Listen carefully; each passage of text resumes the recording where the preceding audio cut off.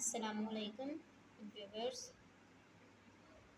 welcome back to my YouTube channel. Today we will study the next branch of biology, which is paleontology.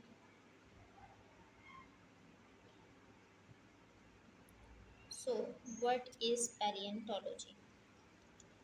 Paleontology is the study of fossils. अब fossils क्या होते हैं? Fossil जो हैं वो remains होते हैं ऑर्गेनिजम्स के जो एक्सटिंक्ट हो चुके हैं या जो डेड ऑर्गेनिजम्स बहुत टाइम से उनका कोई नया ऑर्गेनिज्म एग्जिस्ट नहीं करता दुनिया में।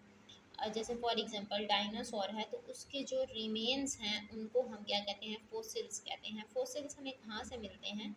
जब साइंटिस्ट्स डिग करते हैं अर्थ को, ज़मीन को जब डिग कर रहे होते हैं तो वो चट्टानों के अंदर से सेडिमेंट्री रॉक्स में से रिमेन्स मिलते हैं हमें डिफरेंट प्लांट्स और एनिमल्स के, जो अब इस दुनिया में नहीं पाए जाते। तो इन फॉसिल्स की, इन रिमेन्स की स्टडी को हम कहते हैं पैलियंटोलॉजी। पहले एक दफ़ा मैं आपको पढ़ा लूँ, उसके बाद जो है ना मैं रजिस्टर के ऊपर आपको साथ साथ एग्जांपल समझा दूँगी। ठीक हो गया?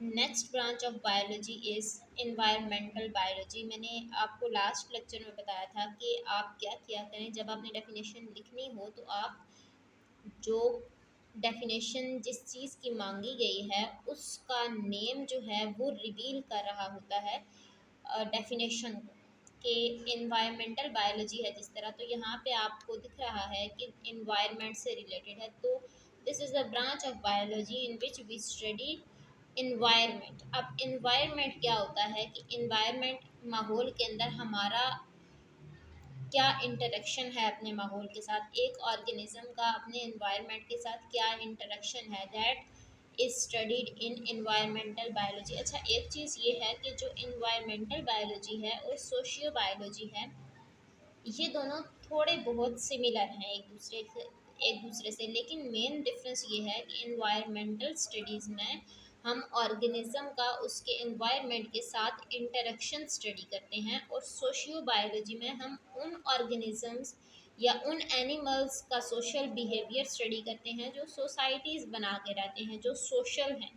सोशल से निकली है socio biology. Okay, environmental biology क्या है? जिसमें हम ऑर्गेनिज्म और उसके एनवायरनमेंट का इंटरेक्शन स्टडी करते हैं, और सोशियो बायोलॉजी में हम एक ऑर्गेनिज्म का अपने एनवायरनमेंट में सोसाइटीज़ बना के रहने का सोशल बिहेवियर स्टडी करते हैं। Okay, so the next branch of biology is parasitology. As the name reveals, it is the study of parasites. तो parasites क्या होते हैं? वो वाले organisms होते हैं जो food और shelter लेते हैं living organism से और बदले में उन्हें नुकसान पहुंचाते हैं। ठीक हो गया? जैसे for example mosquito is a parasite. Mosquito क्या है? एक पैरासाइट है। कैसे? क्योंकि वो हमसे फूड लेता है। ह्यूमन का ये पैरासाइट है। जब ह्यूमन को ये बाइट करता है तो उससे फूड ले लेता है in the form of blood, और बदले में उसे क्या करता है? नुकसान पहुंचाता है। जिस तरह हमारे पास बहुत सारी ऐसी डिजीजेस हैं जो मॉस्कीटो बाइट से कॉज होती हैं। For example we have malaria which is caused by the mosquito Anopheles, और इसी तरह हमारे पास डेंगू वायरस है जो कि एक मॉस्कीटो की वजह से होता है, जिसका नाम है एडीज़ एजिप्टाई। और मलेरिया बेसिकली जो है ना प्लाज्मोडियम की वजह से होता है, बट प्लाज्मोडियम एक ह्यूमन बॉडी से दूसरी ह्यूमन बॉडी में जो ट्रांसमिट करता है, that is a parasite. Mosquito की फॉर्म में एक पैरासाइट होता है which name is एनोफ्लीस। Female एनोफ्लीस mosquito जो है ना वो ये काम करता है। ओके, तो पैरासाइट की स्टडी को हम क्या कहेंगे? पैरासाइटोलॉजी कहेंगे। और पैरासाइट्स का मैंने आपको बताया है कि ऐसे ऑर्गेनिजम्स जो लिविंग होस्ट से फूड और शेल्टर लेते हैं लेकिन बदले में उन्हें नुकसान पहुंचाते हैं। ठीक है, उसके बाद नेक्स्ट ब्रांच है हमारे पास बायोलॉजी की, विच इज़ बायोटेक्नोलॉजी। ठीक है, अब यहाँ पे बायो जो है वो ये रिवील कर रही है कि लिविंग ऑर्गेनिज्म से रिलेटेड बात हो रही है, और टेक्नोलॉजी क्या रिवील कर रही है? जो हमारी प्रेजेंट टेक्नोलॉजी है उसको। तो बायोटेक्नोलॉजी से के नाम से क्या रिवील होता है कि इसमें क्या होगा? ये ऐसी ब्रांच है बायोलॉजी की जिसमें हम लिविंग ऑर्गेनिज्म की एप्लीकेशंस को देखते हैं कि वो मैनकाइंड की वेलफेयर के लिए क्या सब्सटेंसेस बना रही हैं। ठीक है, इसमें मैं आपको एक एग्जांपल देती हूँ, उससे आप इजीली समझ सकते हैं। हमारे पास एग्जांपल होती है इंसुलिन की, कि अगर जैसे इंसुलिन है, ह्यूमन इंसुलिन, जो डायबिटीज़ मेलाइटिस के पेशेंट्स होते हैं उनको इंसुलिन के इंजेक्शन दिए जाते हैं, जो कि उनकी बॉडी में इंसुलिन की कमी को पूरा करते हैं, और वहाँ पे फिर ग्लूकोज का जो लेवल है आपके ब्लड के अंदर वो नॉर्मल हो जाता है। ठीक है, तो ये बायोटेक्नोलॉजी का नतीजा है इंसुलिन, या फिर हमारे पास जितनी भी एंटीबायोटिक्स हैं जिसमें हमने क्या किया है, लिविंग ऑर्गेनिज्म हमने जब हम इंसुलिन बनाते हैं तो उसमें हम कौन सा लिविंग ऑर्गेनिज्म यूज़ करते हैं, micro organism which is bacteria. Bacteria को यूज़ करके हम उससे क्या करते हैं, एक ऐसा सब्सटेंस बनवाते हैं जो कि इंसानियत की मदद के लिए यूज़ होता है। ठीक है, तो बायोटेक्नोलॉजी ऐसी ब्रांच है बायोलॉजी की जिसमें हम लिविंग ऑर्गेनिजम्स को ही यूज़ करते हैं, किस लिए, ताकि वो मैन काइंड की यानी कि इंसानियत की वेलफेयर के लिए कुछ यूज़फुल सब्सटेंस बना सकें। जितनी भी हमारे पास एंटीबायोटिक्स हैं, जितनी भी हमारे पास बैक्टीरिसाइडल मेडिसन्स हैं, वो सारी बायोटेक्नोलॉजी का नतीजा हैं। ठीक है, उसके बाद नेक्स्ट ब्रांच है हमारे पास इम्यूनोलॉजी। इम्यूनोलॉजी के नाम से लग रहा है, the name reveals that it is related to immune system.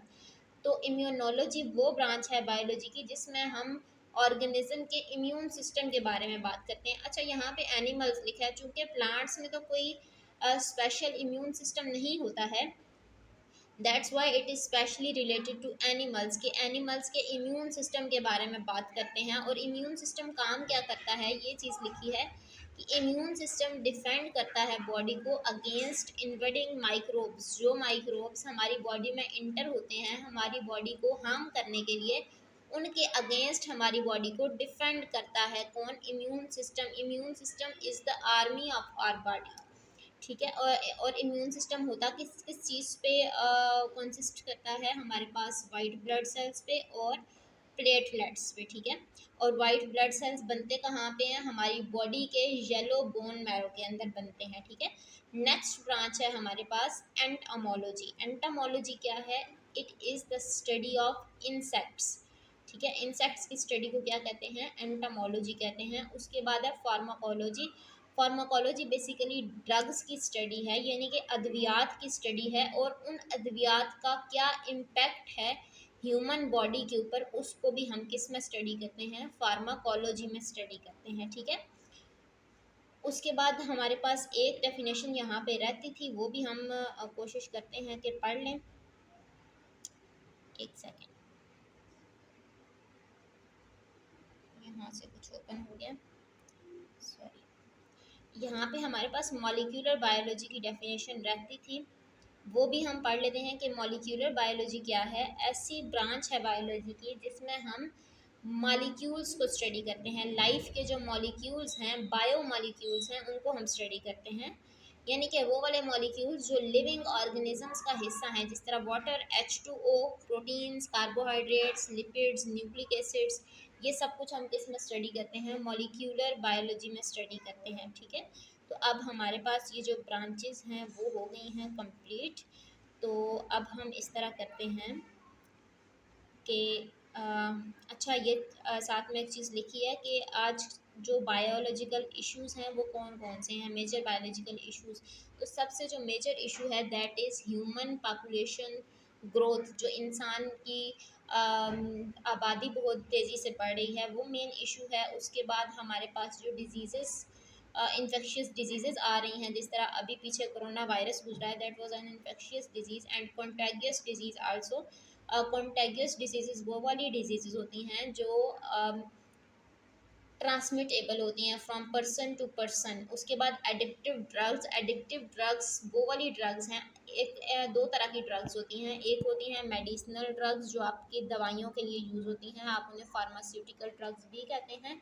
और दूसरी आपके पास होती हैं एडिक्टिव ड्रग्स। एडिक्टिव ड्रग्स वो ड्रग्स होती हैं जो आप अगर एक दफ़ा यूज़ करते हैं तो आप उसके एडिक्ट बन जाते हैं। ठीक है, तो that are known as addictive drugs. और उसके बाद पोल्यूशन जो है वो पाकिस्तान में, तो थर्ड वर्ल्ड कंट्रीज़ की अगर हम बात करें तो पोल्यूशन जो है मेन बायोलॉजिकल इशू है इस सदी का, ठीक है। उसके बाद जो है ना हमारे पास है relationship of biology to other sciences, लेकिन इस पे जाने से पहले मैं आपको एक दफ़ा थॉरोली दिखा देती हूँ कि हमने सारी ब्रांचेस जो हैं वो स्टडी कर ली हैं। आज जो हमने ब्रांचेस स्टडी की हैं उसमें मैं आपको एग्जांपल्स जो है ना वो साथ ऐसे ही बता देती हूँ। सो आज हम जो है ना रजिस्टर वगैरह यूज़ नहीं करते। आप अपने पास एक पेन वगैरह रख लें जिसके ऊपर आप नोट डाउन कर सकें। मैं आपको साथ साथ जो है ना एग्जांपल्स बता देती हूँ। सबसे पहले हमने पढ़ी है पैलियोंटोलॉजी, जिसमें हमने ये कहा है कि हम फोसिल्स को स्टडी करते हैं। फोसिल्स की डेफिनेशन सामने लिखी हुई है कि वो वाले ऑर्गेनिजम्स जो एक्सटिंक्ट हो चुके हैं उनके रिमेन्स को क्या कहते हैं, फोसिल्स कहते हैं। और अगर आप एक्सटिंक्ट की डेफिनेशन लिखना चाहते हैं तो उसकी डेफिनेशन ये है कि ऐसा ऑर्गेनिज्म जिसकी कोई भी स्पीशी, जिसकी सिंगल स्पीशी भी दुनिया में एग्जिस्ट ना करती हो, ठीक है, वो एक्सटिंक्ट ऑर्गेनिजम्स हैं। और जिनकी कुछ स्पीशीज़ हैं they are known as endangered animals और इंडेंजर्ड प्लांट में भी। अच्छा, पैलियोंटोलॉजी में हम फोसिल्स की स्टडी को देखते हैं। अगर आप एग्जांपल लिखना चाहते हैं तो एग्जांपल में आप लिख सकते हैं डायनासोर को, जो कि एक्सटिंक्ट एनिमल है और उसके फोसिल्स काफ़ी हमें मिल चुके हैं। उन फोसिल्स की बेस पे ही हमने उसको डिज़ाइन किया है कि लाइक डायनासोर किस तरह का नज़र आता था। उसके बाद हमारे पास इन्वायरमेंटल बायोलॉजी है, उसमें हम एक ऑर्गेनिज्म का अपने इन्वायरमेंट के साथ रिलेशन डिस्कस करते हैं। जैसे for example if the organism is a plant, तो वो अपने इन्वायरमेंट को पॉजिटिवली इन्फ्लुएंस कर रहा है या फिर नेगेटिव इन्फ्लुएंस है उसका अपने इन्वायरमेंट के ऊपर। सोशियो बायोलॉजी में क्या हम लिख सकते हैं एग्जांपल, वो वाले ऑर्गेनिज्म जो सोसाइटीज़ बना के रहते हैं। इसमें आप नॉर्मली ह्यूमन की एग्जांपल भी दे सकते हैं कि ह्यूमन का क्या इम्पैक्ट है। हम भी सोसाइटीज़ बना के रहते हैं तो हमारा इम्पैक्ट क्या है हमारे इन्वायरमेंट के ऊपर। हमारे इन्वायरमेंट में एबायोटिक और बायोटिक दोनों फैक्टर्स फिर आ जाएंगे। हम उसमें ये भी ऐड कर सकते हैं कि ह्यूमन किस तरह से हार्म कर रहा है, हैबिटेट तबाह कर रहा है डिफोरेस्टेशन करके बाकी ऑर्गेनिजम्स का। तो हमारा कुछ पॉजिटिव इम्पैक्ट नहीं है हमारे इन्वायरमेंट के ऊपर। हम नेगेटिवली इम्पैक्ट कर रहे हैं अपने इन्वायरमेंट के ऊपर, क्योंकि हम दरख्तों को काट रहे हैं जिसकी वजह से जो ऑर्गेनिजम्स का हैबिटेट ही वो है, जिन जो ऑर्गेनिजम्स दरख्तों पे रहते हैं, इंसेक्ट्स हैं, बहुत सारी तरह के एनिमल्स होते हैं, तो जो वहाँ पे उन जगहों पे रहते हैं उनका हैबिटेट हम क्या कर रहे हैं, डैमेज कर रहे हैं। तो जिसकी वजह से बायोडाइवर्सिटी कम होती जा रही है, ठीक है। डिफोरेस्टेशन करके हम प्लांट की डाइवर्सिटी को भी नुकसान पहुंचा रहे हैं, तो इसको हम सोशियो बायोलॉजी में ऐड करेंगे। पैरासाइटोलॉजी में मैंने आपको एग्जांपल बताई है मलेरिया की, जो कि एक मॉस्कीटो की वजह से होता है, which is female Anopheles. Dengue virus बताया है, वो भी एक मॉस्कीटो की वजह से होता है। Mosquito name is Aedes aegypti, और ये मैं साइंटिफिक नेम्स बता रही हूँ, एडीज एजिप्टाई भी और एनोफ्लीज भी, ठीक है। तो इसको लिखते हुए आपने बायनोमियल नोमेनक्लेचर का ख्याल रखना है, ठीक है। बायनोमियल नोमेनक्लेचर खैर हम पढ़ेंगे चैप्टर नंबर 3 बायोडाइवर्सिटी वाले चैप्टर में। नेक्स्ट हमारे पास है बायोटेक्नोलॉजी। बायोटेक्नोलॉजी में मैंने आपको इंसुलिन की एग्जांपल दी, एंटीबायोटिक्स की एग्जांपल दी। नेक्स्ट हमारे पास इम्यूनोलॉजी है। इम्यूनोलॉजी में मैंने आपको बताया है कि वाइट ब्लड सेल्स जो हैं वो आप वीडियो रिमाइंड भी करके देख सकते हैं, और वैसे भी मैं आपको दोबारा अगेन बता देती हूँ कि वाइट ब्लड सेल्स और प्लेटलेट्स जो हैं they make our immune system, human immune system को बनाते हैं, और इम्यून सिस्टम हमारी बॉडी की आर्मी होती है, ठीक है। नेक्स्ट हमारे पास एंटमोलॉजी, स्टडी ऑफ इंसेक्ट्स है। इंसेक्ट्स आपके पास आर्थ्रोपोड्स जितने भी हैं, फाइलम आर्थ्रोपोड से बिलोंग करने वाले ऑर्गेनिजम्स, वो सारे क्या हैं, इंसेक्ट्स हैं। Next and the last branch of biology is pharmacology, जिसमें हम ड्रग्स को स्टडी करते हैं और ड्रग्स का इम्पैक्ट क्या है ह्यूमन बॉडी के ऊपर, उसको हम स्टडी करते हैं। जिस तरह हम हेडेक हो अगर, तो हेडेक के लिए हम पैरासीटामोल जो है ना वो यूज़ करते हैं, या अगर फीवर है तो उसके लिए ब्रूफिन यूज़ करते हैं। ये सारी एग्जांपल्स आप इसमें ऐड कर सकते हैं। और बेसिकली ड्रग्स की दो टाइप्स होती हैं, मेडिसिनल ड्रग्स जिन्हें आप फार्मास्यूटिकल ड्रग्स भी बोल सकते हैं, एंड एडिक्टिव ड्रग्स, ठीक है। ये भी आप ऐड ऑन कर सकते हैं इसमें, बल्कि आपको ऐड करना चाहिए।